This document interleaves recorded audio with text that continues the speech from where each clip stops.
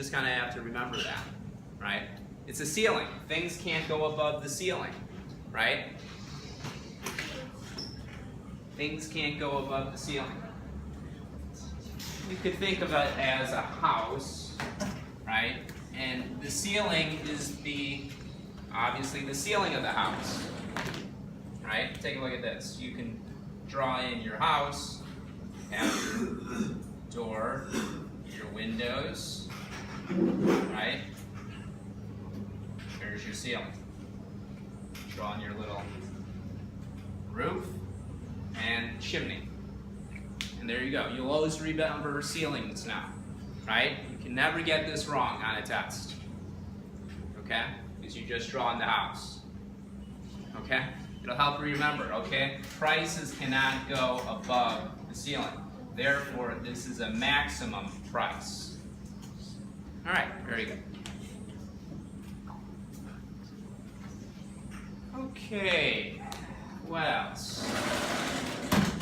The other thing is, why is it inefficient? Okay? The government is creating an inefficiency here, and you need to identify the inefficiency. Right? So, someone explain why it's inefficient. Why is it inefficient?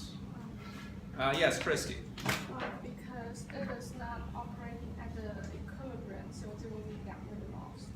Okay, very good. It is, that's correct. And that's very succinct, very good. There is a deadweight loss. If there's a deadweight loss, we say that this is inefficient because the total surplus was not maximized, right? Now let's take a look at what we mean by this. Okay? So, this is the equilibrium at optimal. Okay, this is the equilibrium price, this is the equilibrium quantity. As a result, the total surplus will be obviously this. This is the consumer surplus, and that's the producer surplus, right? Consumer surplus, producer surplus at socially optimal. Okay, socially optimal. And then if you have a shortage, now you're going to have a problem because producers are not very happy. Producers get very angry, right? Why are they so angry? Because now you've cut off their revenue, okay? The sales price has dropped for them. The sales price has dropped from this price down to that price for the producers. So they're very angry, like I said. So angry that they're not going to produce very much, okay? They're only going to produce QS, right? So now you have a problem, right? You've got the problem of a lot of consumers want the product. Consumers are out here demanding it, quantity demand, and producers are only producing here. As a result, you of course have a shortage. This is quantity demand greater than quantity supplied, right? So that's why it's inefficient. Look, we have this, if this is the unit of production, right, then the producer surplus will be this little part, producer surplus. They're very angry because their surplus went from this entire triangle to this little tiny triangle. Very upset. Now the consumers are a little bit more happy, as you can guess. But not all the consumers, right?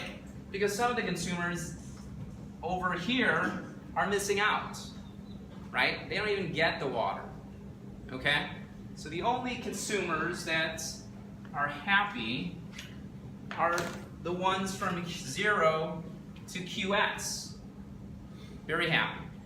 And we show that happiness, right? Price up to the demand curve. Price up to the demand curve, right?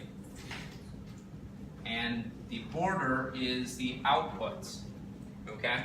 So this expresses the happiness of the consumers, okay? But only a limited amount of consumers, inefficient because we have missed out on this triangle over here called deadweight loss. Because it's foregone consumer surplus and producer surplus.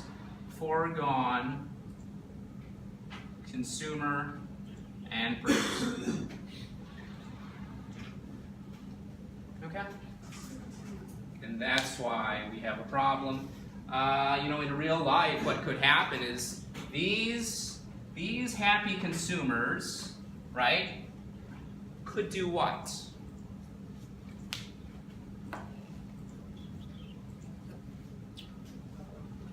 What might they do? They might become entrepreneurs themselves.